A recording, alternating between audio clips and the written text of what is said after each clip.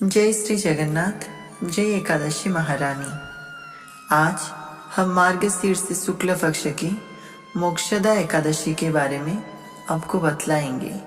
मोक्षदा एकादशी जो सब पापों का अपहरण करने वाली है। उस दिन यत्नपूर्वक तुलसी की मंजरी तथा धूप दीप आदि से भगवान दामोदर का पूजन करना चाहिए। मोक्षदा एकादशी बड़े बड़े पातकों का नाश करने वाली है। उस दिन रात्रि में महाप्रभु जी की प्रसन्नता के लिए नृत्य, गीत और स्तुति के द्वारा जागरण करना चाहिए। जिसके पितर पापवश नीच योनि में पड़े हों, वे उसका पुण्य दान करने से मोक्ष को प्राप्त होते हैं। इसमें तनिक भी संदेह नहीं है। पूर्व काल की बात है।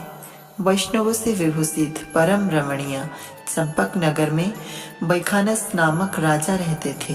वे अपनी प्रजा का पुत्र की भांति पालन करते थे।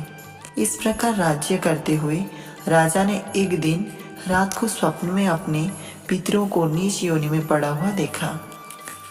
उन सबको इस अवस्था में देखकर राजा के मन में बड़ा विस्मय हुआ और प्रातःकाल ब्राह्मणों से उन्होंने उस स्वप्न का सारा हाल कहा सुनाया।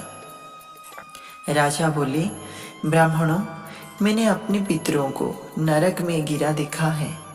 वे वारंबार रोते हुए मुझसे यूँ कह रहे थे कि तुम हमारे तनुज हो, इसीलिए इस नरक समुद्र से हम लोगों को उद्धार करो।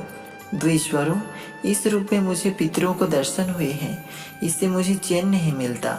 क्या करूं, कहाँ जाऊं? मेरा हृदय रुंधा हो जा रहा है।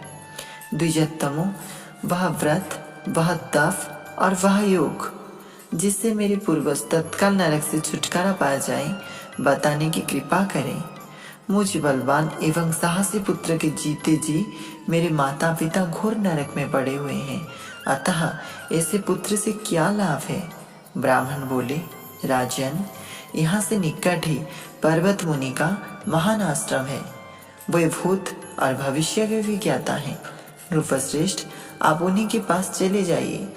ब्राह्मणों की बात सुनकर महाराज वैखानस शीघ्र ही पर्वत मुनि के आश्रम पर गए और वहां उन मुनिश्रेष्ठ को देखकर उन्होंने दंडवत प्रणाम करके मुनि के चरणों का स्पर्श किया। मुनि ने भी राजा से राज्य के 7 अंगों की कुशल पूछे।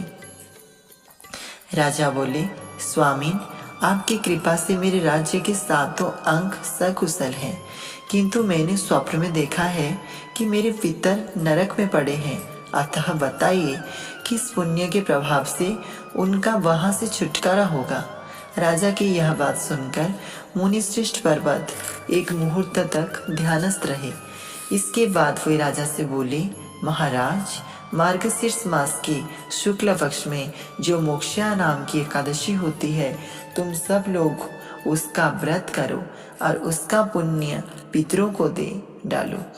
उस पुण्य के प्रभाव से उनका नरक से उद्धार हो जाएगा।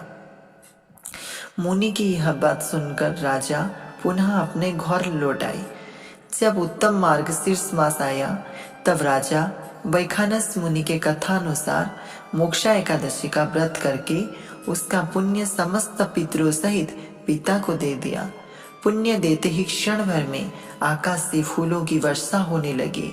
वैखानस के पिता पितरों सहित नरक से छुटकारा पा गए और आकाश में आकर राजा के प्रति यह पवित्र वचन बोली, बेटा, तुम्हारा कल्याण हो।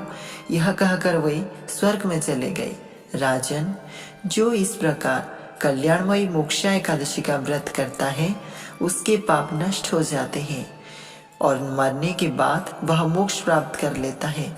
यह मोक्ष देने वाली मोक्षदा एकादशी मनुष्य के लिए चिंतामणि के समान समस्त कामनाओं को पूर्ण करने वाली है।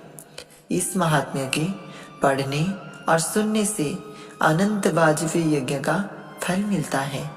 जय श्री जगन्नाथ। जय एकादशी महारानी।